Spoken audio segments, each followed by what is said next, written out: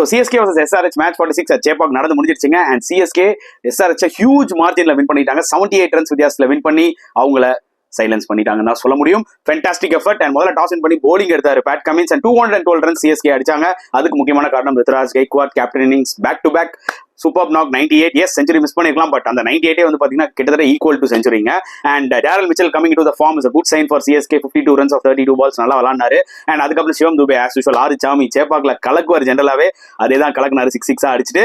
And bowling wise உனர்கட் ஆக்சுவலா டீசெண்டா போட்டார் எஸ்ஆர்ஹெச்க்கு. அண்ட் ஒரு பக்கம் இவன் நட்ராஜனும் டீசெண்டா போட்டாரு. அண்ட் சேசிங்ல வந்து பாத்தீங்கன்னா எஸ்ஆர்ஹெச் வேர் கோயிங் நோ வேருங்க. அதாவது பிச்சு கொஞ்சம் ஸ்லோ ஆச்சு. அண்ட் சிஎஸ்கே போலர்ஸ் அதை யூஸ் பண்ணி சூப்பரா போட்டாங்க. அட் சேம் டைம் ஃபீல்டிங் வந்து பாத்தீங்கன்னா நல்லா பண்ணாங்க. ஃபீல்ட் செட்டப்லாம் கரெக்டா வச்சு ஸ்கெட்ச் போட்டு தூக்குனாங்க நிறைய பிளேயர்ஸை. அண்ட் துஷார் தேஷ்பாண்டேவோட 4 விக்கெட்ஸ் கண்டிப்பா கிரெடிட் கொடுத்தே ஆகணுங்க. 3 விக்கெட்ஸ் இன் பவர் பிளே சூப்பரா போட்டாரு. ஜடேஜா ஃபுல் 4 overs போட்டதும் சூப்பரான ஒரு விஷயம்.